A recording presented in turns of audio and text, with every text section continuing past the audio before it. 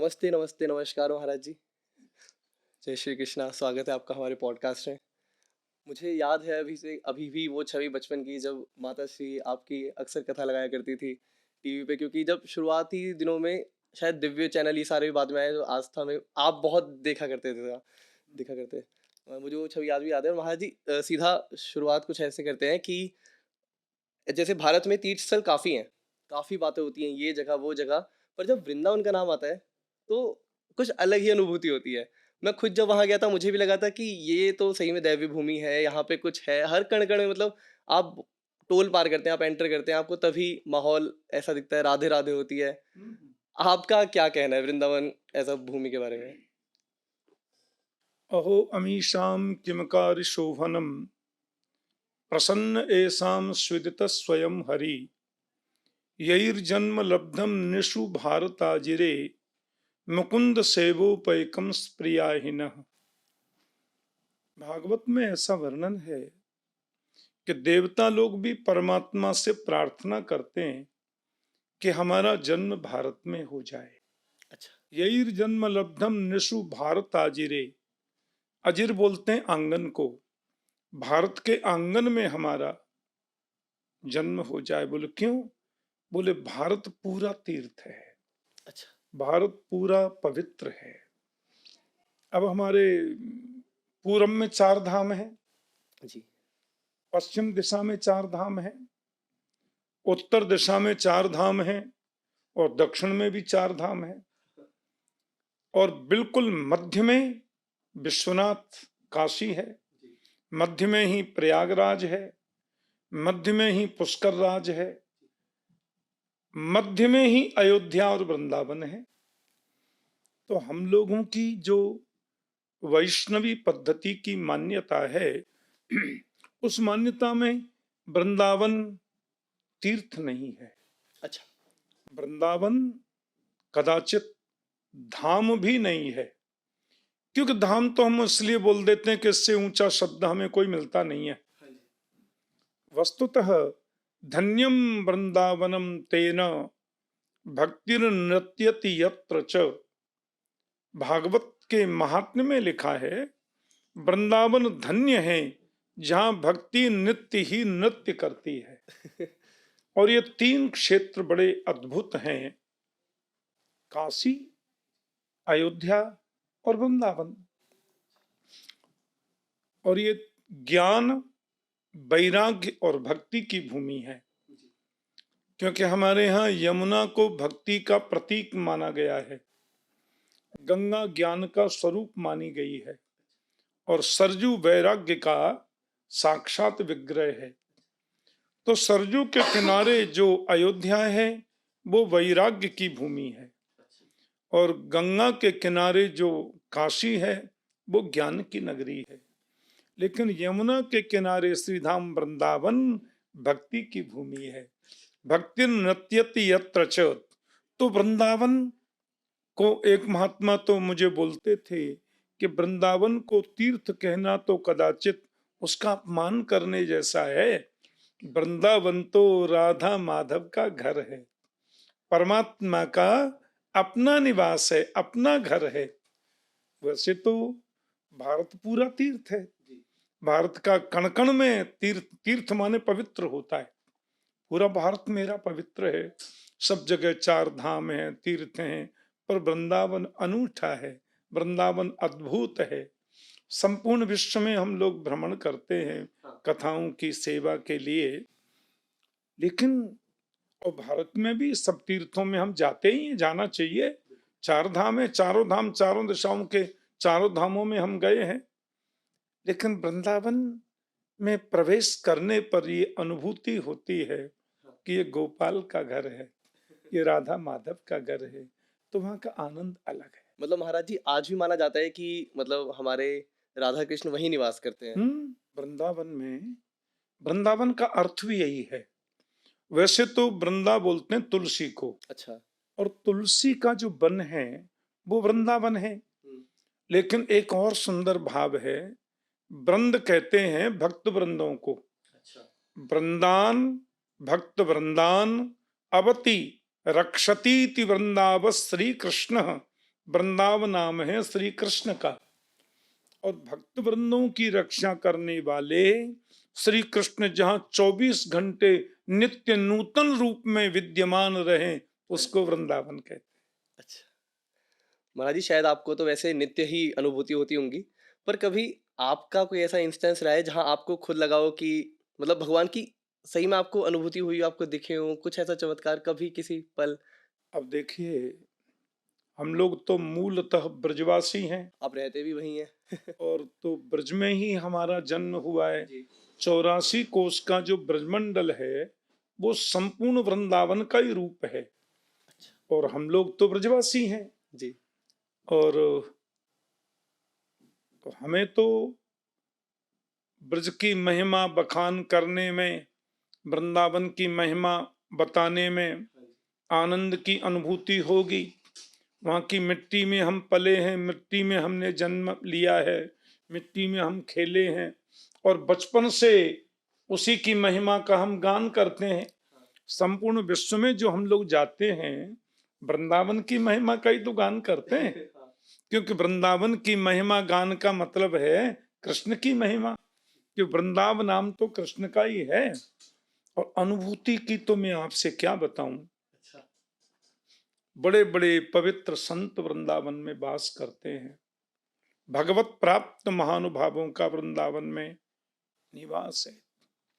भागवत में एक 10वें स्कंद के 21वें अध्याय में, उसे हम लोग वेणु गीत कहते हैं। वेणु गीत में लिखा है, प्रायो वताम्ब विहगा मुनयो वनेस्मिन् कृष्णेक्षितं तदुदितं कलु वेणु गीतम आरुह्य ये द्रुमभुजान रुचिर प्रबालान शृण्वन्त मीलित दृशो विगतान्य वाच। वृंदावन का वृक्ष भी संत है, वृंदावन के पक्षी भी, विहग बोलते हैं पक्षी को। प्रायो बताम्ब विहगा मुनियो बनेस्मिन, वृंदावन का पक्षी भी संत है। पूर्व जन्म के महान भावों ने, बड़े बड़े अमलात्मा बेमलात्मा ऋषियों ने वहां तपस्या की और प्रभु से कहा हमको ब्रज में वास मिले। तो कोई वृक्ष बन के वृंदावन में रह रहे हैं, कोई पक्षी बन के वृंदावन में रह रहे हैं, और ब्रह्मा विष्णु महेश तीनों देव हमारे ब्रज में पर्वत के रूप में रह रहे हैं। कौन कौन से पर्वत? ये बरसाने का जो पर्वत है वो साक्षात ब्रह्मा का रूप है। अच्छा। और गोवर्धन जो पर्वत है जिसकी परिक्रमा देते हैं, वो साक्षात विष्णु नारायण का रूप है। और नंदगांव का जो पर्वत है वो नंदेश्वर महादेव का रूप है। अद्भुत। तीनों देवता वहां इस रूप में रहते हैं। महापुरुषों के पास हम लोग बैठते हैं। देखो, वृंदावन में एक जगह है टटिया स्थान। अच्छा। टटिया स्थान उसको बोलते हैं। बड़े विद्वान, बड़े तपस्वी संत वहां वास करते हैं। और उस स्थान में जो महंत हैं, वो जिस दिन महंत बन जाते हैं फिर वो आश्रम से कभी बाहर नहीं निकलते। आश्रम से ही बाहर नहीं निकलते, अंदर ही काफी बड़ा उनका बगीचा है। अच्छा। वृक्ष हैं, और उसमें एक वृक्ष ऐसा है जिसमें राधा नाम ऑटोमेटिक लिखा ही हुआ है, उकेरा हुआ नहीं। अच्छा। अपने आप ही है, राधा नाम उसमें लिखा है। और वहां जो संत वास करते हैं, बिजली नहीं, पंखा नहीं, मिट्टी में रज में, जिसको ब्रज रज कहते हैं, उसमें रहते हैं। लाइट नहीं, कोई ऐशो आराम की बात नहीं, केवल राधा माधव की पूजा, राधा माधव का भजन, राधा माधव का चिंतन, राधा माधव की ही कथा। उन संतों के पास में आप बैठे, ओहो कैसी सुंदर, ऐसा लगता है आया कृष्ण। तो मैं कई बार वहां जाता हूं। आप नेत्र बंद करके देखें, बैठें, तो लगेगा मेरी बगल में गोविंद बैठा है, मेरी बगल में कृष्ण बैठा है। तो अनुभूतियां तो वृंदावन में पग पग पर होती हैं। और मैंने सुना है वहां के संत का जो महंत हैं, उनका जब देहावसान हो जाए, शरीर अंत हो जाए, तो वहीं पीछे बगीचे में उनके श्री विग्रह को दाह संस्कार करके और रज में ही उनके उसको मिला देते हैं। अच्छा। बाहर नहीं निकलते। तो क्यों कि रे मन वृंदा विपिन निहार, यद्यपि मिले कोट चिंतामण तदपि न हाथ पसार। हमारे ब्रज के रसिक कहते हैं वृंदावन से बाहर कभी जाना ही नहीं है। मरने के बाद। कितने संत ऐसे हैं जो वृंदावन से बाहर नहीं निकलते, कितने संत ऐसे हैं जो ब्रजमंडल 84 कोस से बाहर नहीं जाते, और कितने संत ऐसे भी रसिक हैं जो तटिया स्थान में बैठे वहीं भजन करते हैं, बस उनको वहीं सब कुछ दर्शन होता है। और महाराज जी भक्तजन भी जा सकते हैं तटीय स्थान में? हाँ जाते हैं ना। अच्छा। हाँ जी। और मेरे पुत्र इंद्रेश तो वहाँ जब भी वृंदावन रहेंगे हाँ जी। तो संत उनको बुलाते हैं कि लाला ने कहा आजा बेटा। इंद्रेश की भी संतों में बड़ी श्रद्धा है, फिर वो जाते हैं और उनको खूब भगवान की लीला, भगवान के सुंदर सुंदर भजन, महात्मा कहते हैं लाला हमें सुना, और ब्रजभाषा ही बोलते हैं। अच्छा। वहाँ के जितने संत वहाँ रहते हाँ हैं जी। सब ब्रजभाषी संत हैं। ब्रजभाषा में ही मैं भी कभी जाऊं तो मुझसे कहेंगे कुछ सुनाओ ठाकुर जी, तो मैं भी उनको थोड़ा बहुत भगवत कथा सुनाता हूँ, अच्छा लगता है। तो मैं आपको ये बता रहा था, आपने पूछा अनुभूति, तो वहां तो पद पद पर अनुभूति होती है, वृंदावन की विशेषता है। महाराज जी अभी जैसे आप हमें वृंदावन लेके गए, और यही हर बार होता है, मैं जब भी किसी दिव्य आत्मा के साथ बैठता हूँ तो मेरे अगला प्रश्न का जवाब ही पहले में आ जाता है। तो जैसे अभी आपने हमें थोड़ा वृंदावन समझाया, ब्रिज घुमाया, उसी में महाराज जी जैसे कई सारे भक्त हैं, वो हम कई सारी जगह सुनते हैं, लाइक गोकुल, फिर मथुरा, फिर द्वारका, फिर कुरुक्षेत्र, मतलब कृष्ण जी बहुत ऐसे रहे। तो उनकी अगर जीवन शैली में कौन कौन सी जगह में उन्होंने क्या क्या किया, कितने बड़े कहाँ हुए, पैदा कहाँ हुए, मतलब थोड़ा आप आपकी वाणी से सुनना चाहेंगे कि देखिए कहाँ कहाँ ट्रेवल किया। क्योंकि हम लोग तो ब्रज में पूरा ही भ्रमण करते हैं, जी। पूरा ही घूमते हैं, विशेषकर वहाँ गोकुल में कभी नंदगांव जाए तो वहाँ नंदगांव और बरसाना, हाँ। ये दो ऐसी पवित्र स्थली हैं। बरसाना में श्री किशोरी जी का वास, राधा रानी का, नंदगांव के हमारे कन्हैया। हाँ जी। आज भी नंदगांव और बरसाने के जो ब्रजवासी हैं उनमें रोटी बेटी का संबंध नहीं होता अच्छा, ब्याहेंगे नहीं ना। आपस? ओ, बरसाने और नंदगांव के लोगों का शादी विवाह नहीं होता आपस में, वो ऐसा तो क्यों? वही संबंध मानते हैं, राधा कृष्ण वाला संबंध, राधा किशोरी जी और कन्हैया वाला संबंध। हाँ। और ऐसे अद्भुत उनके भाव। आप नंदगांव में जब जाएं और किसी ब्रजवासी, वहां के गोस्वामी या वहां के ब्रजवासी से कहें दर्शन करने, बोले हाँ चलो लाला के दर्शन करें, हमें कृष्ण भगवान का दर्शन करें ऐसा नहीं बोलते, हाँ। लाला का दर्शन करें हमें। हमारे ब्रज में लाला छोटे बच्चे को बोलते हैं। ऐसी बरसाने में आप जाएंगे तो लाली के दर्शन करें हमें, लाडली जी के दर्शन करें हमें। तो बरसाने में मैंने कथा की है। अच्छा। 8 दिन मुझे वहां रहने का अवसर मिला। तो ये इस बात को हो गए होंगे 25-30 वर्ष, अच्छा। 25-26 वर्ष हो गए होंगे। तो मैंने वहां कथा की, बृषभान खिरक गौशाला। तो 1 साल पहले तो पूज्य मुरारी बापू ने कथा की थी, राम कथा। फिर ब्रजवासी बोले लाला एक कथा तुम्हारी करानी है, तो मैंने फिर वहां कथा की। हाँ। तो बगल में बगीची में मैं ठहरा था। मैंने कहा 8 दिन अब यहीं रहेंगे लाडली जी के धाम में। हाँ जी।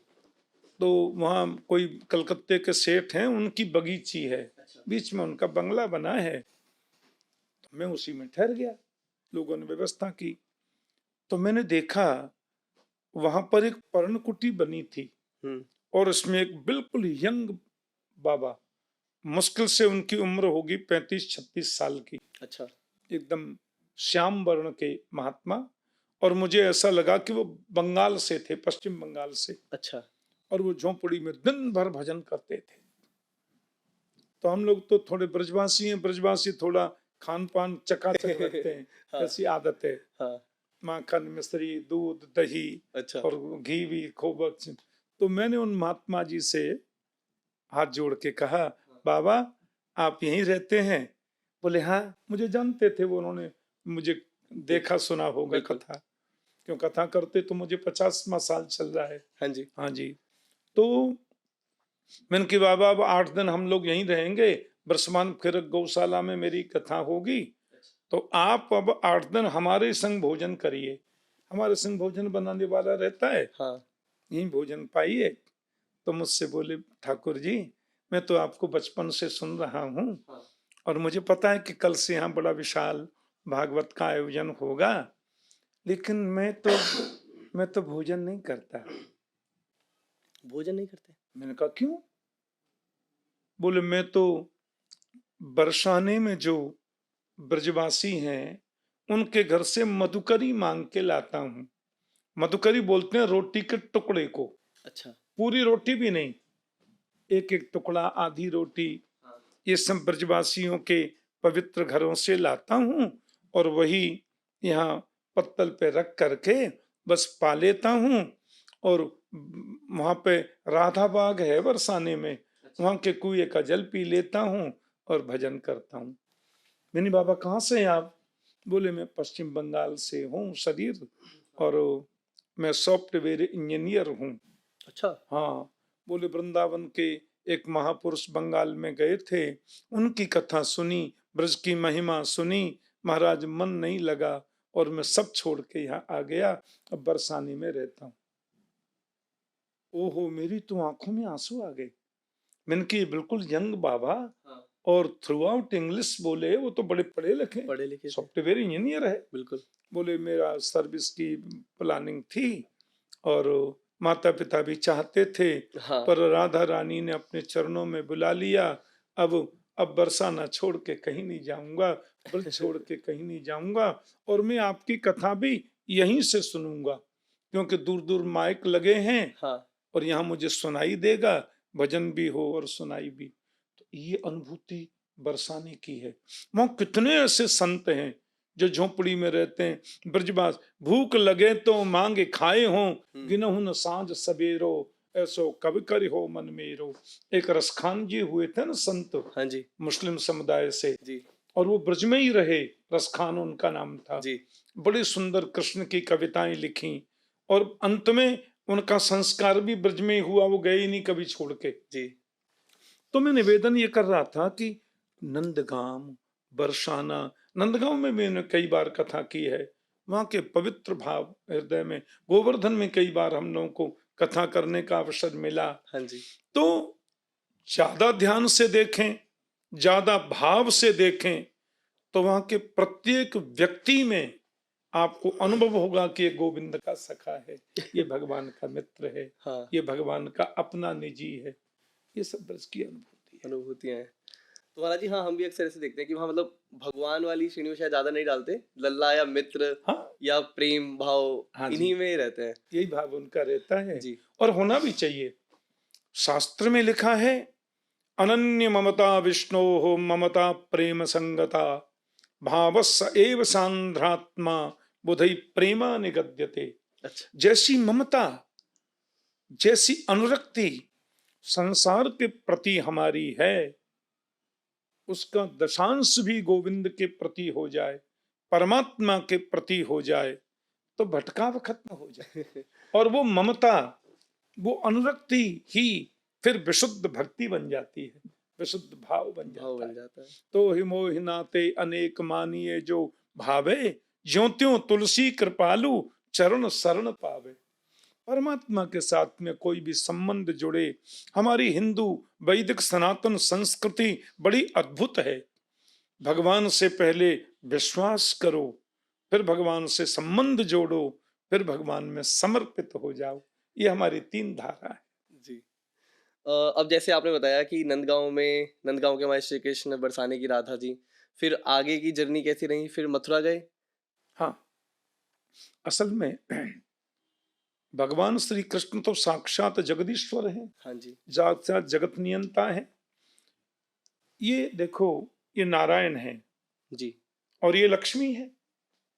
नारायण सर्वोच्च सत्ता का नाम है, और उनको जब सृष्टि की रचना करनी होती है तो वो नारायण ब्रह्मा हो जाते हैं। अच्छा। ब्रह्मा, उनको सृष्टि का पालन करना होता है तो विष्णु हो गए, उनको सृष्टि का संहार करना होता है तो शंकर हो गए। ब्रह्मा विष्णु महेश तीनों नारायण के ही स्वरूप हैं।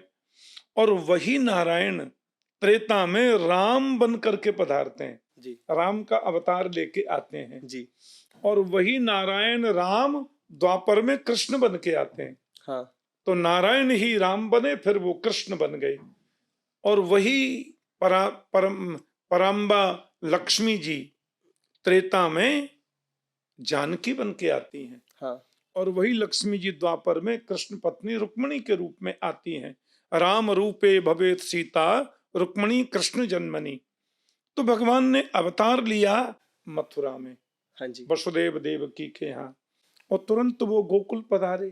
कथा सब लोग जानते हाँ हैं। जी और गोकुल में श्री कृष्ण ने तकरीबन 4 साढ़े 4 वर्षों तक निवास किया। जी और वहां पे पूतना उनको मारने के लिए आई, कंस ने भेजी थी। फिर सक्टासुर आया, फिर तृणावर्त आया, फिर 2 वृक्ष कृष्ण के ऊपर गिर पड़े, जी यमलार्जुन के वृक्ष। नंद बाबा को लगा, कृष्ण के पिता को, जी कि यहाँ ठीक नहीं लग रहा है। तो गोकुल छोड़कर, इतना बड़ा वैभव छोड़कर वो वृंदावन चले गए। अच्छा वो गोकुल से फिर वृंदावन गए। तो वृंदावन में सर्वाधिक लीलाएं प्रभु ने की।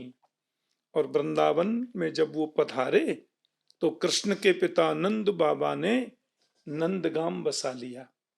ये अच्छा पर्वत पर है नंदगाम। हाँ जी ऐसे और छोड़ना पड़ा और राधा रानी के पिता जो श्री वृषभानु जी हैं, उन्होंने बरसाना धाम बनाया, हाँ जो वो ब्रह्मा के रूप में पर्वत है, हाँ उस जी पर बसाया।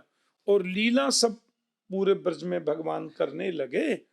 पर वृंदावन जो है वो निकुंज बन की लीला वहां पे हुई। विशेषकर जो रास लीला है ना, वो वृंदावन में, वो वो वृंदावन उसका की है केंद्र वृंदावन है। और वैसे तो वृंदावन की सीमा में ही नंदगांव है, वृंदावन की सीमा में ही बरसाना है। जी ऐसा लिखा है, वृंदावनम गोवर्धनम यमुना पुलिनानि च भिक्षासीदुत्तमा प्रीति राम माधव यो नृप। तो वृंदावन, गोवर्धन, नंदगाम, बरसाना, ये नाम भिन्न भिन्न है, सब वृंदावन की ही सीमा है। अच्छा ऐसी मान्यता है अच्छा महापुरुषों की। जी तो महाराज जी अब जैसे और अगर किरदारों पे आए जैसे इन हमारी भागवत कथा में तो जब हम देखते हैं कि राधा का प्रेम रुक्मणी का प्रेम और मीरा का प्रेम आप इनमें कैसे विभाजन करते हैं आप क्या कहते हैं मतलब कि इसमें कैसे अलग था तीनों का प्रेम या अलग था भी देखिए, रुक्मणी तो कृष्ण की पत्नी है। हाँ जी रुक्मणी है पराम्बा लक्ष्मी जी। ठीक है और मीराबाई तो कलयुग में हुई है, हाँ जी ये तो कृष्ण की भक्ता है।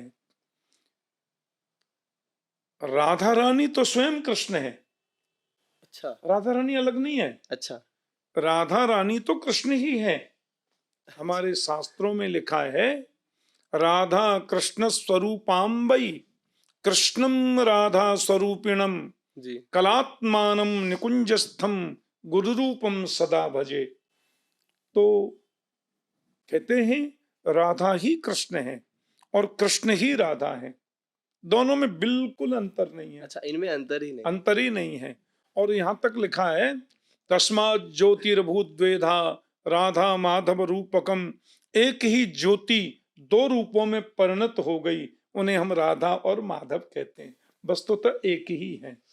अच्छा, मीरा जो है, ओहो, वो तो कृष्ण की परम भक्ता। मीरा की महिमा गान करने से तो कृष्ण को प्रसन्नता होती है, मीरा की महिमा का वंदन करने से तो कृष्ण को आनंद मिलता है। हमारे यहाँ जो वैष्णवी पद्धति है, हाँ जी हम भगवान को अपना मित्र मान सकते हैं, मित्र मानकर उनकी पूजा कर सकते हैं। हम भगवान को अपना भाई मान सकते हैं, भाई मानकर उनकी पूजा कर सकते हैं। भगवान को अपना गुरु मान सकते हैं। जैसे अर्जुन कहते हैं, शिष्यस्ते हम साधिमाम त्वाम प्रपन्नम, आप मेरे गुरु, मैं आपका शिष्य। हाँ ये अर्जुन मानते हैं। जी और अर्जुन गीता में कह रहे हैं, पितासि लोकस्य चराचरस्य त्वमस्य पूज्यस्य गुरोर गरीयान। आप जगत के पिता हैं, जगत के मालिक हैं, जगत के स्वामी हैं, और गुरोर गरीयान, आप जगत के गुरु के भी गुरु हो। श्री कृष्ण गुरु गरीयान का मतलब है श्रेष्ठ गुरु हो, तो उनको गुरु मान सकते हैं। भगवान को हम पति भी मान सकते हैं। अच्छा, धियाम पतिर्लोक पतिर्धरापति पतिर्गतिश्चांतक वृष्णि सात्वताम प्रसीदताम नो भगवान सताम पति। भगवान धी माने बुद्धि के पति हैं, धियाम पति, लोकपति पूरे लोक के पति हैं, हाँ। और धरापति, धरा माने पृथ्वी, पृथ्वी का पति है, और पतिर्गतिश्चांतक वृष्णि सात्वताम, वो सबके पति हैं और सबकी गति हैं। अच्छा, सबकी गति भी वही है। उन्हीं से है। तो मीरा ने कृष्ण को पति माना। मीरा की भावना में, मीरा की श्रद्धा में, मीरा की भक्ति में कृष्ण पति हैं। और वो कहती हैं, ऐसे बर को बरे जो जन्म और मर जाए, बर बरिए गोपाल जी जैसे चुड़ लो अमर हो जाए। राजस्थानी में लिख रही हैं। ऐसे बर का वर्ण करने से क्या फायदा।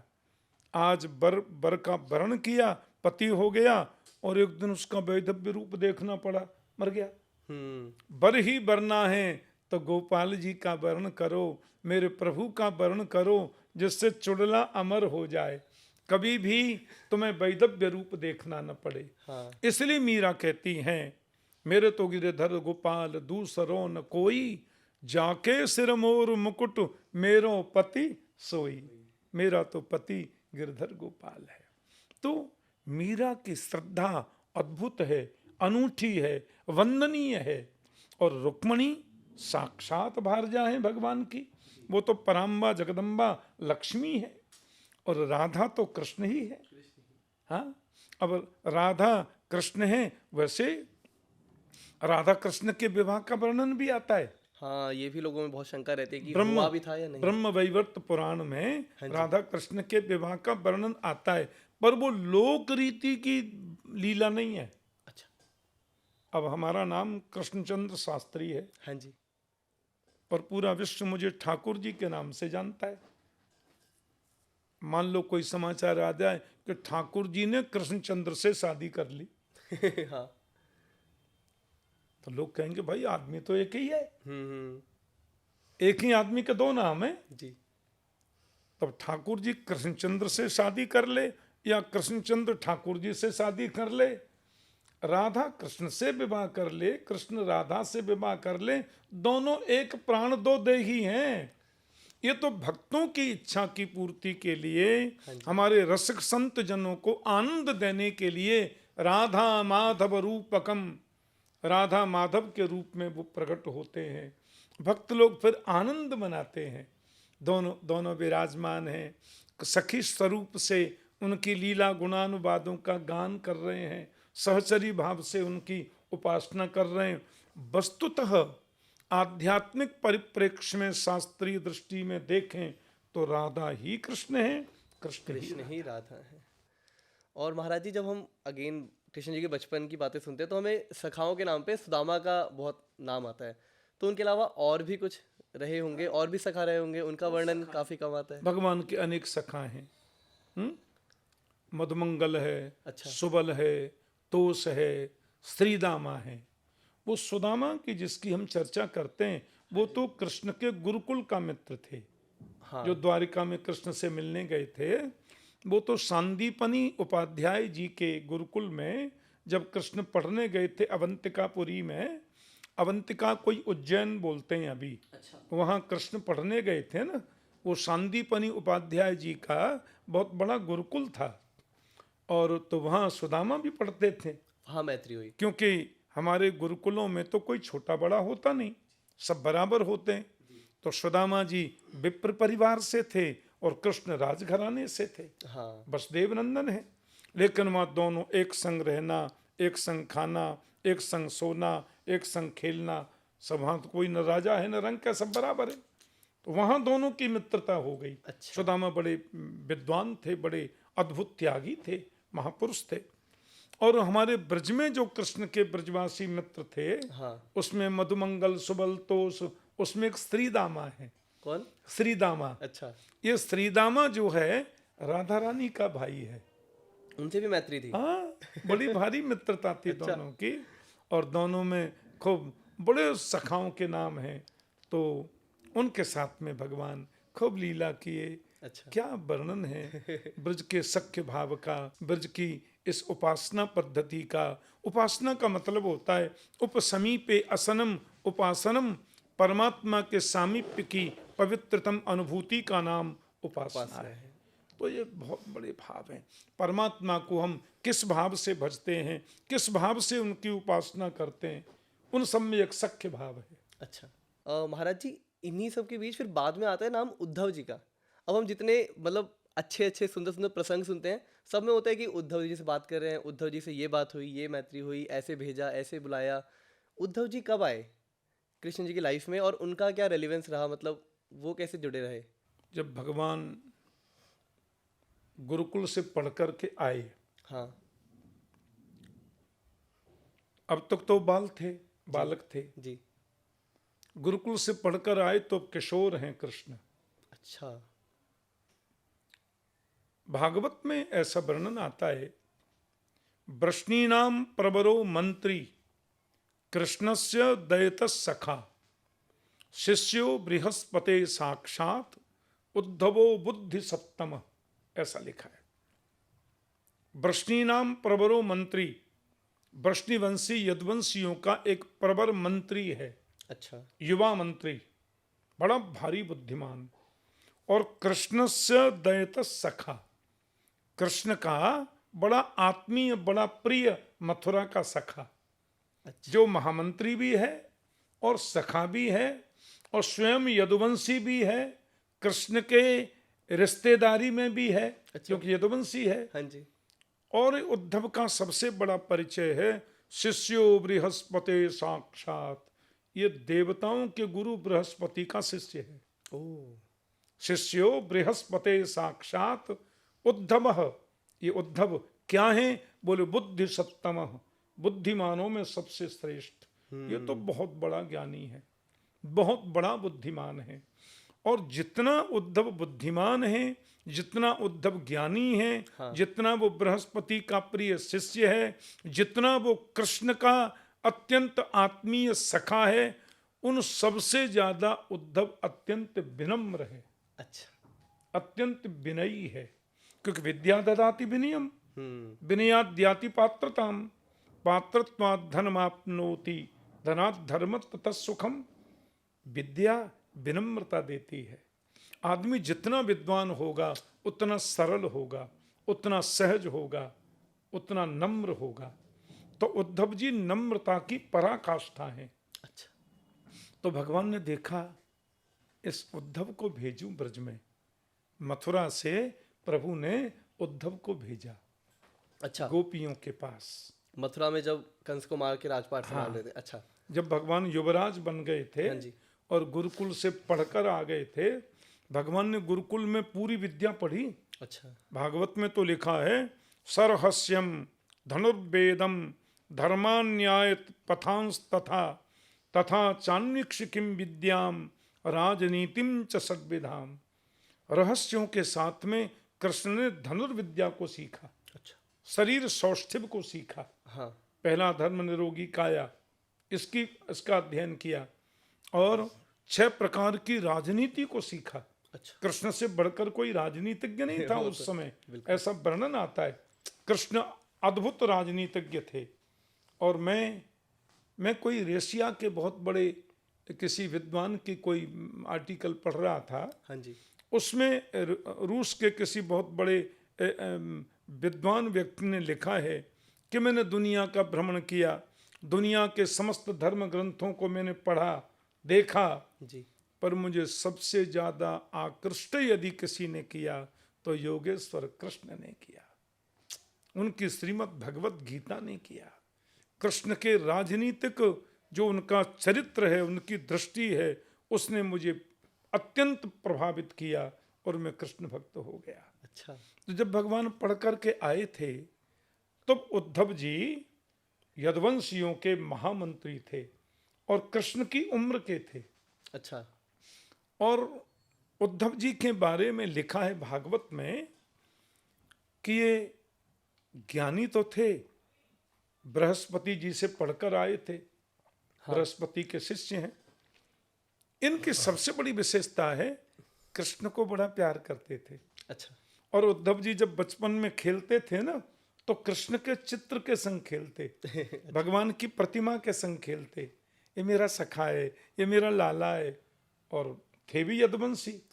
इसलिए भगवान ने उद्धव जी को गोपियों के पास भेजा था कि गोपियों के पास में ये जाएंगे तो ये जो परम ज्ञानी हैं, हाँ। परम नम्र हैं, इनके ज्ञान में भक्ति का पुट लगेगा, हाँ। तो सोने में सुहागा हो जाएगा। इसलिए उन्होंने भेजा था।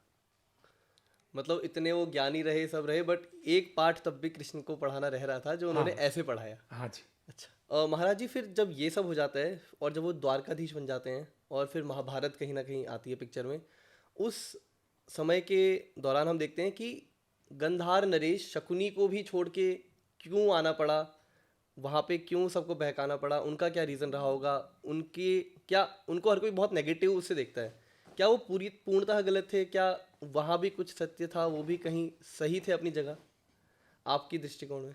जिसको आजकल अफगानिस्तान बोलते हैं ना, हाँ। शकुनी वहीं के थे। अच्छा। हाँ जी। अफगानिस्तान में जिसको आजकल कंधार बोलते हैं, उस कंधार का ही शुद्ध नाम है गंधार। ओ। और शकुनी हमारे भारत में नारी का बहुत सम्मान रहा है ना। हाँ। ये अफगानिस्तान नाम तो इसका था नहीं पहले, बिल्कुल। पहले भारत ही था। अखंड भारत। और भारत का एक गंधार प्रांत था। अच्छा। जैसे भारत जो है वो कई कई छोटे छोटे राज्यों का, राजाओं का समूह था भारत। जी। राज समूह थे ना। हाँ जी। ग्वालियर घराना, ग्वालियर राज महाराज हैं, धौलपुर के राजा अलग हैं, और राजस्थान में कई राजाओं के वर्णन है, जी। यहाँ के राजा, वहाँ के राजा, ये सब राज घराने पर था सब भारतवर्ष है। बिल्कुल। उसमें पाकिस्तान भी था, और ये बांग्लादेश, ये सब हमारे सामने हुए हैं सब। तो पाकिस्तान तो हमसे पहले हो गया, लेकिन बांग्लादेश तो हमारे सामने बना है। बिल्कुल। तो ऐसे ही अफगानिस्तान भारत था, और अफगानिस्तान का शुद्ध पूरे का नाम था गंधार। अच्छा। तो हमारे भारत में नारी का बहुत सम्मान होता था, और हमारे यहाँ पे कई राजाओं के राज घरानों का, राजधानियों का, उनके प्रदेशों का नाम बेटी का नाम पे होता था। अच्छा। हाँ, जैसे जबलपुर का जो क्षेत्र है उसको कौशल देश बोलते हैं। कौशल देश। कौशल्या जी उधर की थी, भगवान का ननिहाल उधर ही है ना। हाँ जी। वो जबलपुर से लेकर के और छत्तीसगढ़ के वहाँ तक ये पूरा बेल्ट, हाँ जी। ये पूरा कौशल देश बोला जाता था। अच्छा। कौशल्या जी के पिताजी का देश था कौशल नरेश, पर बेटी के नाम पर उसका नाम था पूरा। बिल्कुल। ऐसे ही गंधार, जिसको अभी अफगानिस्तान कहते हैं, वहां की थी गांधारी, और गांधारी का भाई है शकुनी। अच्छा। दुर्योधन का मामा ही तो है। बिल्कुल बिल्कुल। दुर्योधन की मां है गांधारी। ये बड़ा विचित्र था। इसको जुआ के क्षेत्र में महारत हासिल है। अच्छा। तो कूटनीतिज्ञ भी था, और कूटनीतिज्ञ की अपेक्षा मैं उसको कुत्सित नीतिज्ञ बोलूं तो ज्यादा बढ़िया। कुत्सित नीति मानी बुरी नीति का वो मालिक था। तो वो वहीं पर उनको बुला लिया था। दुर्योधन से प्यार करता था बहुत। तो वो धृतराष्ट्र जी क्योंकि अंधे थे, धृतराष्ट्र थे अंधे, इधर पांचों पांडव थे बड़े बुद्धिमान बलशाली जी, और पांडवों के पिताश्री जो पांडु महाराज थे उनकी असमय मृत्यु हो गई थी।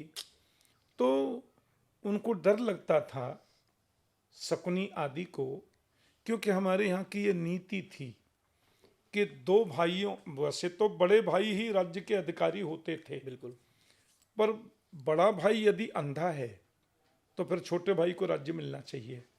वो तो हुआ नहीं, फिर भी ये अंधे होने के बावजूद इनको राज्य मिल गया।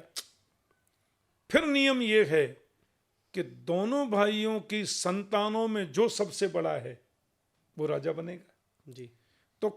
तो धृतराष्ट्र और पांडु इन दोनों की संतानों में सबसे बड़े युधिष्ठिर हैं, पांडु के बेटे। करेक्ट। तो इसलिए प्रजा भी चाहती थी कि युधिष्ठिर राज्य बने, राजा उनको मिले और वो युवराज बने। ये गांधारी के जो मायके के लोग हैं हाँ। वो नहीं चाहते थे, इसलिए धृतराष्ट्र ने बुला लिया था अपने साले जी को, शकुनी को, अच्छा। कि तुम आओ, थोड़ा अपने भांजों का ध्यान रखो। हाँ। और क्योंकि रियासत बहुत बड़ी थी हमारे इसकी, तो पांडवों कौरवों की जो रियासत है हस्तिनापुर, हाँ जी। बहुत बड़ी रियासत थी। इसलिए शकुनी यहाँ पे रहते थे कि मेरे भांजों को मैं तेज बनाऊं, और ये राजपाट भाई के भी नहीं। 100 हैं और ये राजपाट इनको ही मिले। तो वो अपनी कुत्सित नीति से धृतराष्ट्र को बहकावे में लेकर के हाँ। ये सब लीला करता रहता था भांजे के हित के लिए, और भांजे के हित में मामा का भी हित है ऐसा उसे लगता था। लगता था। और फिर महाराज जी इसी काल के दौरान कर्ण आते हैं, और अगेन कर्ण को भी बहुत अलग अलग दृष्टि से देखा जाता है। कई कहते हैं कि बहुत मतलब वीर तो चलिए थे ही, बट अपने वाक्य के बहुत पक्के थे, जिनसे उन्होंने मैत्री करी, उन्हीं का साथ दिया, फिर चाहे धर्म साथ रहे ना रहे। तो वो भी कहाँ तक सही था? देखिए, कर्ण का जीवन बड़ा अद्भुत जीवन है। हमारे यहाँ हिंदी के बहुत बड़े कवि हुए, शायद मुझे पूरा नाम स्मरण नहीं है, शायद रामधारी सिंह दिनकर जी ने दिनकर जी। एक ग्रंथ लिखा है रश्मि रथी, हिंदी का है। हाँ जी। तो उसमें कर्ण के बारे में बड़ा गजब लिखा है उन्होंने। मैंने तो संपूर्ण महाभारत पढ़ा है जी। कर्ण की एक एक पद्धति को मैंने बड़ी गहराई से अध्ययन किया है। कर्ण सूर्य पुत्र थे, हाँ जी। और ये जो कुंती हैं ये वसुदेव जी की बहन है। इनके पिता का नाम है सूरसेन, अच्छा। सूरसेन की बेटी है, और इनका नाम कुंती नहीं था, अच्छा। इनका नाम था प्रथा। प्रथा का बेटा होने से ही अर्जुन को पार्थ बोलते हैं। जो अच्छा। प्रथा का पुत्र है वो पार्थ है, कृष्ण जी पार्थ बोलते हाँ। हैं। हाँ। तो इसलिए अर्जुन पार्थ हैं। हुआ क्या कि जब इनका जन्म हुआ, कई बेटियां थीं सूरसेन महाराज की। अच्छा। सूरसेन के एक मित्र थे, उनका नाम था कुंती भोज। अच्छा। तो राजा कुंती भोज ने सूरसेन से कहा, भैया मेरे घर बेटी नहीं है, बेटी एक दे दो, तुम पे तो कई पुत्रियां हैं। तो सूरसेन महाराज ने अपनी लाडली बेटी कुंती, ये प्रथा, कुंती भोज को दे दी। अच्छा। तो प्रथा का लालन पालन कुंती भोज के यहाँ हुआ। अब ये कुंती भोज जो थे बहुत लाड़ बहुत दुलार करते प्रथा को, और बड़ी पढ़ी लिखी थी। प्राचीन भारत में तो स्त्रियां बड़ी पढ़ी लिखी होती थी, बड़ी शिक्षित होती थी। तो इनका जब जन्म हुआ और ये बड़ी होकर के यहाँ आई, तो उनके यहाँ पे एक महात्मा जी आए, दुर्वासा। अच्छा। हमारे यहाँ की ये पद्धति है कि संत लोग दुर्वासा चातुर्मास्य करने के लिए उनको कभी कभी राजघराने आमंत्रित करते थे कि इस बार चातुर्मास्य आप हमारे यहाँ करिए। बरसात के 4 महीनों में संत एक जगह रहते हैं और वहाँ वो साधना करते हैं, सत्संग करते हैं, उसको चातुर्मास्य व्रत कहते हैं। अच्छा। तो दुर्वासा को कुंती भोज ने बुलाया, आ गए। अब दुर्वासा सवेरे 4 बजे उठेंगे, उनको फूल चाहिए, फिर तुलसी चाहिए, फिर जल चाहिए, भगवान की पूजा करनी, ये करनी कही उनके। तो कुंती भोज राजा ने अपनी बेटी कुंती, प्रथा का नाम उन्होंने कुंती कर दिया। अच्छा। क्यों, कुंती भोज थे वो, अब हाँ, मेरी बेटी है तो कुंता नाम या कुंती नाम कर दिया। बेटी महाराज जी का तुम ध्यान रखो।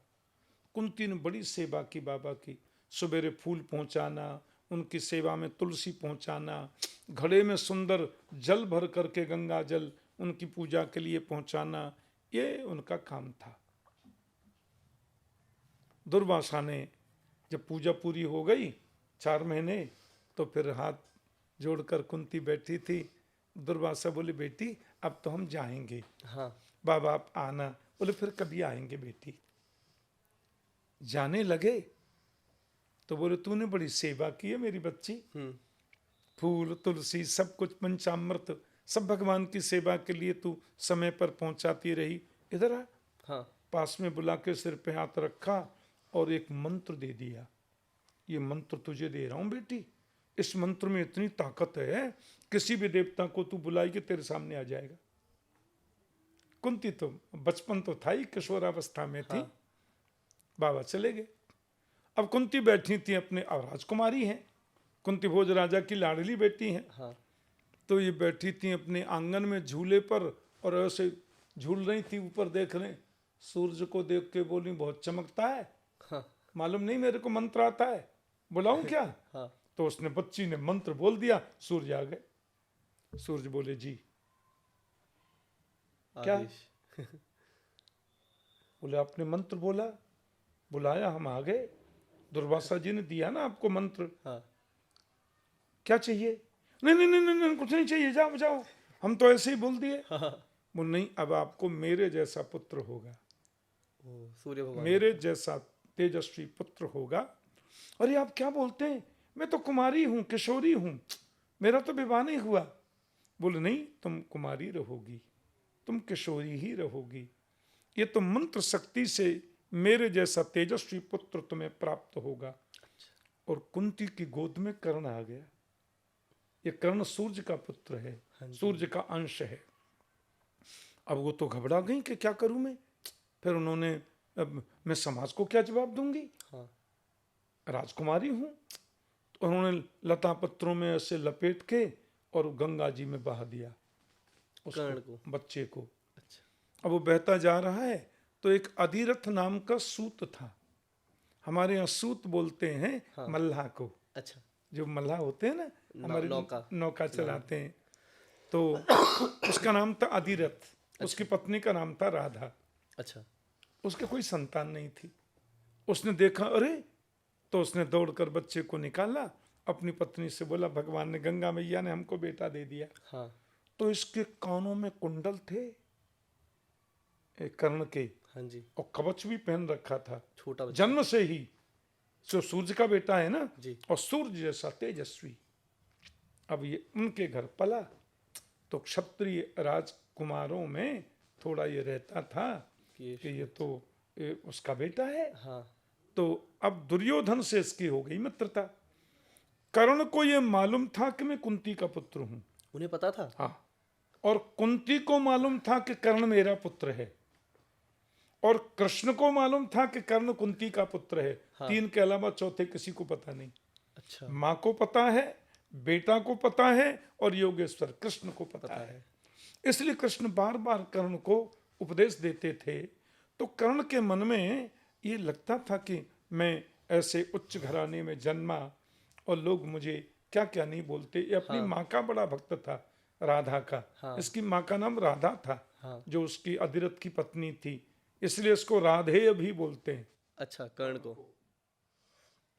इसलिए थोड़ा सा कुंठा मन में पराक्रमी बहुत था, वीर बहुत था, अच्छा। तेजस्वी बहुत था।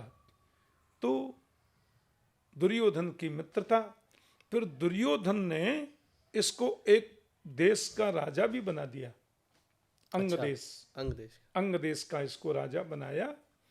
और हम यहाँ पे जो नगर है ना, इधर जाते हैं तो पानीपत सोनीपत से आगे है ना एक नगर है, वो कर्ण का ही तो गांव है। अच्छा। हाँ, वो तो वहाँ कर्ण रहता था। तो यहाँ से पहले पानीपत, सोनीपत, पानीपत, कुरुक्षेत्र, कुरुक्षेत्र के बाद आता है ना वो शहर, अच्छा महाराज। कर्ण का ही। अच्छा, तो वो। कर्ण के ही नाम पर है उसका नाम। हाँ जी। अच्छा।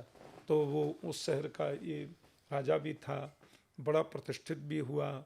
और द्रौपदी के स्वयंवर में इसका अपमान भी हुआ। हाँ। द्रौपदी ने भी कुछ कह दिया था। तो इसलिए, पर भगवान कर्ण से प्यार करते थे कृष्ण। अच्छा, श्री कृष्ण कर्ण को स्नेह करते थे। और ये कुंठा, थोड़ी उसके मन में कुंठित भावना आ गई, इसलिए वो कौरवों का साथ देने लगा, इसलिए कौरवों का साथ देता था। और भगवान श्री कृष्ण की इच्छा से ही कदाचित अर्जुन के हाथों कर्ण की मृत्यु भी हो गई। उसमें कृष्ण का ही भाव था, क्योंकि ये कौरवों का साथ दे रहा है। और बड़ी बड़ी लंबी कथा है, बड़ा उसका, परंतु कर्ण स्वयं में बहुत अच्छा था। अच्छा महाराज जी, इस श्रेणी में फिर युयुत्सु आते हैं।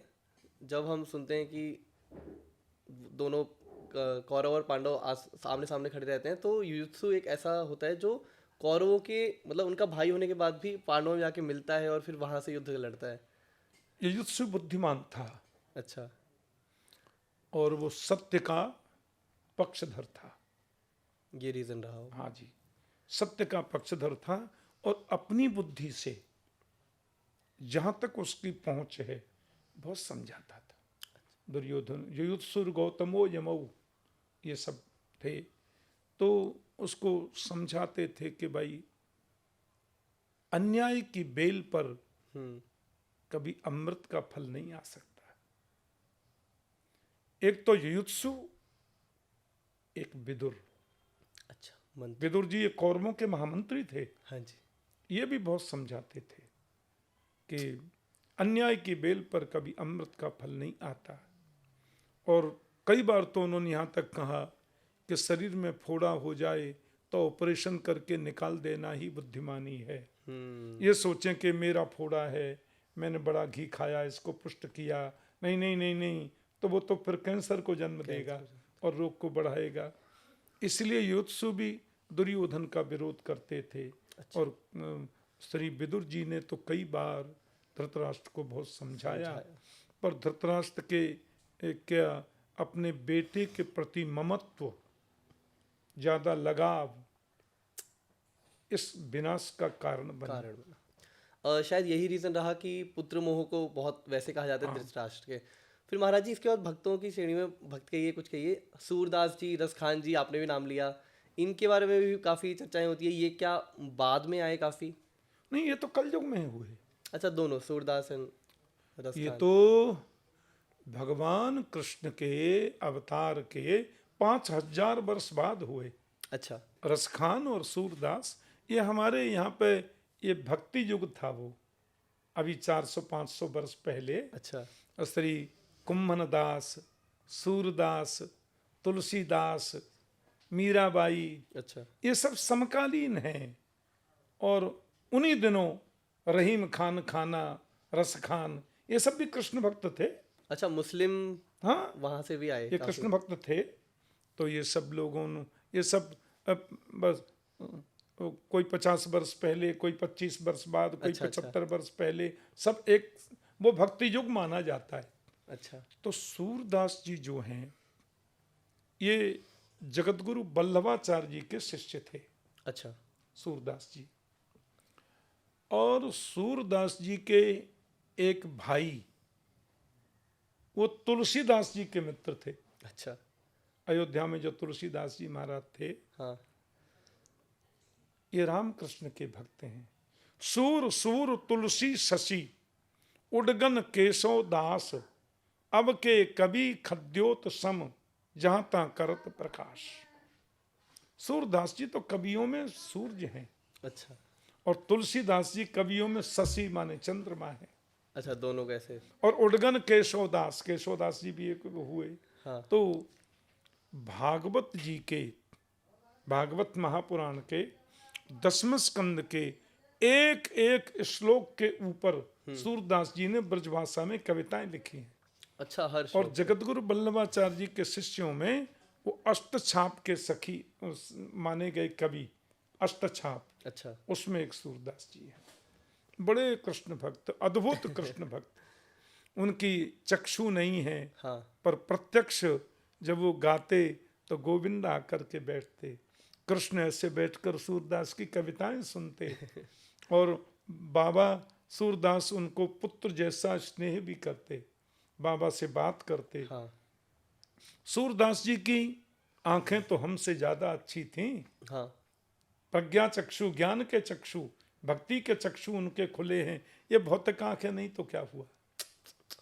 फिर महाराज जी ये कैसे रहा कि मुस्लिम प्रणाली के लोग जैसे रस खान बोले आपने और भी नाम लिए, ये कैसे भक्ति में मतलब कृष्ण भक्ति में आ गए? असल में क्या है, मूलतः इस्लाम तो यहीं से प्रकट हुआ है। अच्छा, भारतवर्ष से।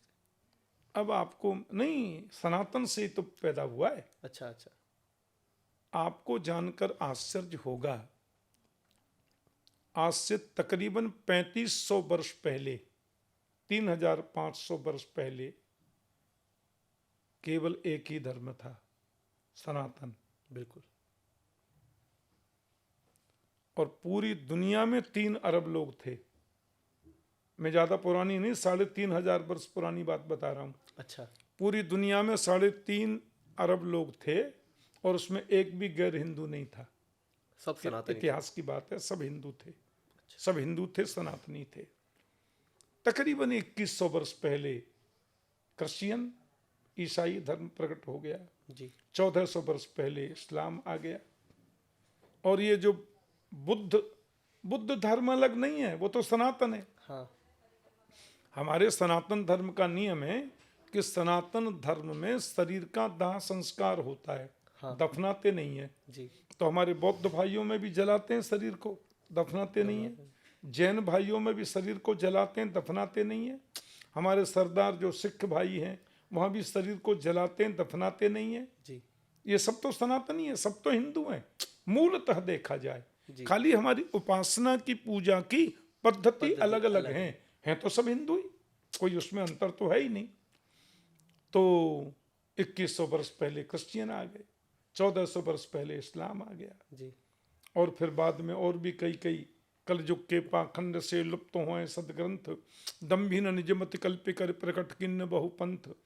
लेकिन सनातन धर्म जो है वो कितना प्राचीन है आपको पता है? वेद, भगवान के मुख से वेद जो प्रकट हुए, यत एतत निश्वसितम, वेदों को किसी मनुष्य ने नहीं लिखा, परमात्मा के मुख से प्रकट हुए। और जिस दिन वेद प्रकट हुए हाँ। उसी दिन से दुनिया प्रकट हो गई। अच्छा। भगवान के द्वारा। और उसको प्रारंभ हुए हो गया 1,98,98,88,55,573। इतने 573वां साल चल रहा है। अच्छा। तो तकरीबन 2 अरब यानी 200 करोड़ वर्ष होने वाले हैं, हो जाएंगे हो जाएंगे। 1 लाख, 1 आध लाख वर्ष में। हाँ। इतना प्राचीन सनातन धर्म है। और उस दृष्टि से देखा जाए तो इसमें से ही एक एक सूत्र को लेकर अनेक धर्म प्रकट हो गए, फिर खत्म भी हो गए, फिर प्रकट हो गए, फिर खत्म हो गए, होते रहेंगे प्रकट। पर सत्यमेव जयते नान्यतम, सनातन तो अनंत है। मतलब ऐसे रसखान और इन इत्यादियों को किसी और प्रणाली में रखना ही गलत है, क्योंकि सब उत्पत्ति ही सब सनातन एक की है। अच्छा। और सुनो, और रसखान के कवित्वों को आहा, शेष महेश गणेश दिनेश सुरेश जाहि निरंतर ध्यामे, ताहि अखंड अनंत अनादि अछेद्य अभेद्य सुवेद बतामे। नारद से सुख व्यास रटे, पचिहारे तऊ पुने पार न पामे। ताहि अहीर की छो हरिया, छछिया बरी छाछ पे नाच नचामे। ये रसखान का पद है। ये रसखान जी ने लिखा है। भाव ही दिख रहा है। सही बात है। देखिए, बिल्कुल महाराज तो जी। रसखान तो कभी फिर व्रत छोड़ के गए नहीं। और गोकुल में उनकी समाधि आज भी बनी है। जी। उनका शरीर का दाह संस्कार करके उनकी राख को रज में मिलाकर वहीं समाधि है। अद्भुत। महाराज जी अब इस कालखंड से अगर थोड़ा पीछे जाएं और रामायण की, त्रेता युग की बात करें, तो जब रामायण आती है तो मतलब उसमें भावुक प्रसंग काफ़ी आते हैं। कई जगह होता है, कई बार ऐसे निकल रहे हैं, कई बार वहाँ मिल रहे हैं, कई बार ऐसे भक्त से मिलते हुए भावुक हो रहे हैं, कई बार किसी विरोह में भावुक हो रहे हैं, कई बार युद्ध में। आप जब राम कथा करते हैं तो आपको कोई एक बहुत ही ज़्यादा भावुक सा प्रसंग जो आपको लगता है कि जहाँ आप भी शायद थोड़ा पिघल जाते हो, जो आप अक्सर भक्तों को सुनाते हैं? भारत की आत्मा है रामकृष्ण। रामकृष्ण दोनों भारत की आत्मा है। जी। क्योंकि दोनों ही एक हैं। राम ही कृष्ण है, कृष्ण ही राम है। जी। राम की कथा को महर्षि वाल्मीकि ने लिखा। और फिर लिखा है, कलि कुटिल जीव निस्तार हित पुनि वाल्मीक तुलसी भयो। कल के कुटिल जीवों के निस्तार के लिए वाल्मीकि मुनि ही तुलसीदास बन करके आए। अच्छा, बाद में उन्होंने बाद में फिर हिंदी अवधि में तुलसीकृत रामायण लिखा। अद्भुत ग्रंथ है दोनों। और तो परमात्मा राम इस राष्ट्र की आत्मा का नाम है और एक एक प्रसंग राम जी के जीवन का हाँ, ऐसा है, मैं आपसे क्या बताऊं, इतना अद्भुत है।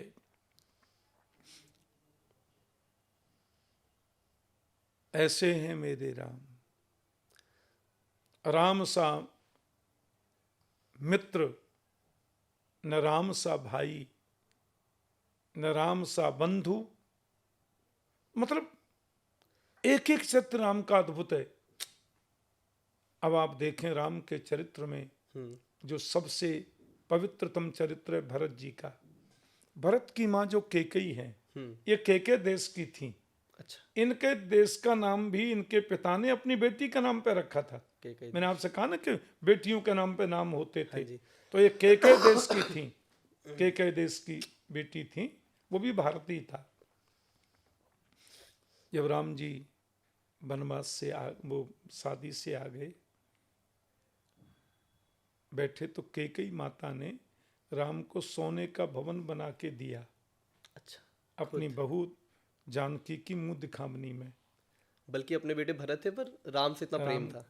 कनक भवन है ना अयोध्या में, हाँ जी। माता कैकेयी ने दिया था राम जी को। अच्छा, राम जब छोटे थे, रहे होंगे 5 वर्ष के, कैकेयी माँ का बेटा जो भरत है वो कैकेयी देश जाते रहते थे, मामा उनको बुलाते थे, पर कैकेयी माँ ने राम को कभी मामा के घर नहीं जाने दिया। अच्छा, इतना प्रेम करती थी राम को। राम जब 5 वर्ष के थे, कैकेयी माँ ने दूध भात बनाया हाँ, और राम को खिलाने लगी। अधिकांश राम कैकेयी माँ की गोद में खेलते थे। अच्छा, तो एक गिलास खिलाया, दूसरा खिलाया, जब तीसरा खिलाया तो राम ने कैकेयी माँ का हाथ पकड़ लिया और बोले, माँ आप हमसे बहुत प्रेम करती हो। कैकेयी माँ बोली, कैसी बात करता है, तू तो मेरा प्राण है, हाँ, तू तो मेरा जीवन है, मैं तो अपने राघव के बिना रह ही नहीं सकती कभी। राम ने कहा, माँ तो आपका बेटा राघव कुछ मांगे तो आप देंगी?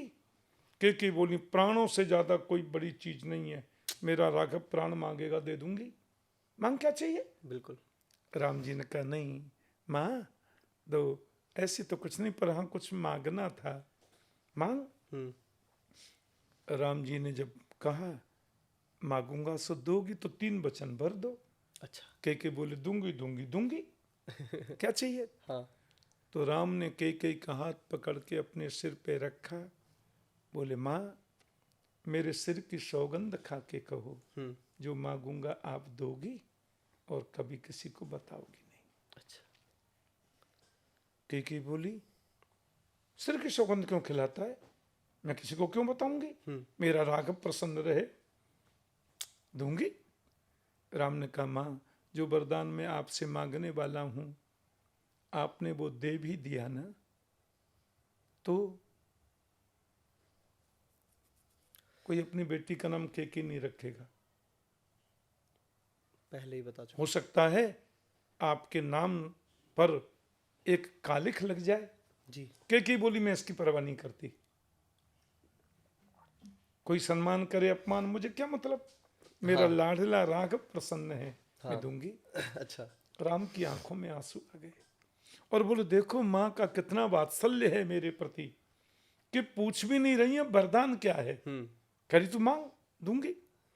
तो राम ने तीसरी बात कही, माँ जो वर मैं आपसे मांगने वाला हूं यदि आपने वो दे दिया ना तो आपको वैधव्य रूप भी हो सकता है, आप विधवा हो सकती हैं। कोई भी भारतीय नारी को इससे बड़ी तकलीफ और कुछ नहीं हो सकती, बिल्कुल। मैं विधवा हो जाऊंगी। कैकेयी बोली, ऐसा क्या बर है? बोले, आप सोच लो, आपने मेरे सिर की सौगंध खाई है। हाँ, 2 मिनट कैकेयी माँ चुप रही, बोली, मुझे ये भी मंजूर है। तब भगवान राम ने कहा, विवाह करके जब मैं आ जाऊं, एक अवसर ऐसा आवे पिताजी के पास आपके 2 वरदान पहले से सुरक्षित रखे हैं। हाँ जी। वो अवसर आएगा मांगने का तो आप मुझे 14 वर्ष का वनवास मांग लेना, 5 क्योंकि वर्ष। ये कार्य आपके अलावा कोई नहीं कर सकता। केकी बोली अपना वरदान वापस ले ले, दुनिया मुझे तकलीफ दे, मुझे वैधव्य रूप देखना पड़े, इसकी परवाह नहीं, पर मेरा राघव मुझसे 14 बरस दूर हो जाए मुझे पसंद नहीं। क्योंकि राम चाहते थे कि वन में जाके मुझे सबरी से मिलना है, मुझे केवट से मिलना है, वनवासी बंधुओं से मिलना है, क्योंकि राम जैसा समन्वयात्मक रूप किसी और चरित्र में इतना देखने को नहीं मिलता। कोल भील निषाद उन सबसे मुझे मिलना है, पृथ्वी भार हल्का करना है। तो कहते हैं कैकेयी माँ बहुत रोई, राम भी बहुत रोए, पर वचन दिया था तो क्या। तो मैं निवेदन कर रहा था, फिर वो वरदान मांगा, सब लोगों को पता ही है कथा। तो राम के चरित्र का एक एक पात्र अद्भुत है, अनूठा है, कोई क्या वर्णन करेगा। इसलिए रामो विग्रहवान धर्म, शास्त्र कहते हैं राम धर्म है, धर्म राम है, राम भगवान है, भगवान राम है, और दोनों धर्म हैं और धर्म दोनों हैं, इसलिए राम भारत की आत्मा का नाम है। तो ऐसे कई भावुक प्रसंग रहे, ये शायद यही रहा कि एक तो कैकेयी माँ ने जो भेजना ही पड़ा वचन के कारण, है ना महाराज जी। इसके अलावा पता नहीं ये अब बनाया गया है या कैसा प्रसंग है, बट ऐसा भी कहा जाता है कि जब सीता स्वयंवर था तब रावण यहाँ आना चाहता था, अगर रावण आता तो शायद वो भी शिव धनुष उठा सकता था या तोड़ सकता था, या क्यों, मतलब क्या ये कुछ है, इस वैलिडेशन है इसका, या रावण भी आए थे? रावण आए थे, हाँ। और देखो, रावण स्वयंवर के लिए नहीं आया था। अच्छा। रावण तो बधाई देने की भावना से आया था। अच्छा, जनक जी को, क्योंकि वहां वर्णन आता है कि धनुष को तोड़ने रावण जैसे लोग भी आए। यही सुनने में शायद ऐसा वहां वर्णन है जी। रावण की नजर में सीता जी माँ है। अच्छा। और माँ की भावना से ही उन्होंने देखा। जब रावण माता जानकी जी का हरण करके ले गया तो वहां कथा आती है, मनमहु चरण बंद सुख पावा। रावण ने पहले जानकी जी के चरणों की वंदना की मन ही मन, और कहा माँ कोई तरीका नहीं है मेरी मुक्ति का, हाँ। इसलिए मैं आपका हरण करके ले जाऊंगा। और रावण ने जानकी जी को जब भी देखा माँ के रूप में देखा, माँ की दृष्टि से देखा। अच्छा। ऐसा महापुरुषों का मानना है। अच्छा। तो रावण की दृष्टि देखने में कुछ और लगती है, आंतरिक कुछ और है। मतलब जब हम सुनते हैं कि सबसे बड़े ज्ञानी विद्वानी ब्राह्मण, तो सही में कहीं ऐसा सत्य है। ऐसा कहते हैं कि रावण ने वेदों पे भाष्य लिखा, हमने देखा नहीं भाष्य, पर महापुरुषों से हम लोग सुनते आए हैं जी। लेकिन परम शिव भक्त, परम विद्वान, परम पराक्रमी, त्रिलोक जयी, ये सब कुछ तो उसमें था। अब महाराज जी, जैसे ये हमने रामायण पे बात करी, अब अगर हम आज की ही बातें करें तो आज भी और पहले भी कई बार ऐसा देखा गया है कि भगवान से बड़ा भगवान का नाम मान लेते हैं लोग अक्सर। हनुमान जी भी राम जी से जब लड़े तो उनका सारथी राम जी का नाम ही था, ऐसा भी प्रसंग है। ऐसे आज भी आते हैं, तो क्या ऐसा सच में है कि हम भगवान से बड़ा भगवान के राम को माने, नहीं, भगवान के नाम नाम सॉरी है ही बड़ा। अच्छा। देखिए रामचरितमानस में लिखा है, राम एक तापस तिय तारी, नाम कोटि खल कुमति सुधारी। राम ने एक तपस्विनी नारी का उद्धार किया और राम करोड़ों लोगों की कुमति को सुधार रहा है, उनका नाम तो नाम बड़ा है जी। भंजेहु राम आप भव चापू, भव भय भंजन नाम प्रतापू। राम जी ने शिव धनुष को तोड़ा, लेकिन लोगों की कुमति को उनका नाम रोज तोड़ रहा है, लोगों की कुमति को रोज सुधार रहा है। कोटि खल कुमति सुधारी, हाँ, ऐसे भी नाम बड़ा है। हाँ। और अंत में तो यहाँ तक कह दिया, ध्रुव सगलान जपेऊ हरि नामु, पावा अचल अनुपम ठामु। ध्रुव जी ने ग्लानि से प्रभु के नाम को जपा और अचल प्राप्त कर लिया। महर्षि वाल्मीकि रामायण के इतने बड़े वक्ता और इतने बड़े रचयिता। वाल्मीकि जी, वाल्मीकि मुनि वैज्ञानिक थे। अच्छा, हाँ, साइंटिस्ट थे। वंदे विशुद्ध विज्ञानवु कवीश्वर कपीश्वरवु। विशुद्ध वैज्ञानिक थे हनुमान जी और वाल्मीकि मुनि। तो वाल्मीकि मुनि ने जो उपकार किया है हिंदू समाज का, सनातन समाज का, ऐसा उपकार संसार में किसी ने नहीं किया। तो रामायण के अद्भुत वक्ता जो वाल्मीकि मुनि थे, उन्होंने नाम की साधना की, केवल नाम की साधना। वाल्मीकि भय ब्रह्म समाना, ब्रह्म समान ज्ञानी हो गए वो नाम को जपने की वजह से। महर्षि अपने कलयुग में ही कबीरदास जी, हाँ, कबीरदास जी के बारे में जो महापुरुषों से हम सुनते हैं, उन्होंने कोई बहुत शास्त्र अध्ययन कहाँ किया। जी, कबीरदास जी कोई बहुत कॉलेज में कहीं पीएचडी करने गए, ऐसा तो नहीं लिखा। नहीं सुना। केवल नाम जप की ये साधना है कि कबीर की कविताओं में आपको वेद के मंत्रों का अर्थ मिलेगा। ये केवल नाम का प्रताप। और अंत में तो यहाँ तक लिखा है, कहूँ कहाँ लग नाम बड़ाई, राम न सकहि नाम गुण गाई। भगवान राम भी अपने नाम की महिमा का गुण वर्णन नहीं कर सकते। अच्छा, राम तो जी नाम है ही बड़ा। बल्कि मैं ये कहूं कि नाम और नामी, हाँ, ये चीज दो हैं, नहीं चीज एक है, हाँ, नाम दो है। नामी माने राम और नाम माने राम नाम, दोनों एक ही है, कोई अंतर नहीं है। राम ही नाम है और नाम ही राम राम है। इसलिए जप नाम की भी आजकल बहुत चर्चाएं होती है। काफी बड़े ऋषि मुनि सभी कहते हैं कि जप नाम करिए। जपात सिद्धिर जपात सिद्धिर जपात सिद्धिर न संशय। जप से बढ़कर के कोई सिद्धि नहीं।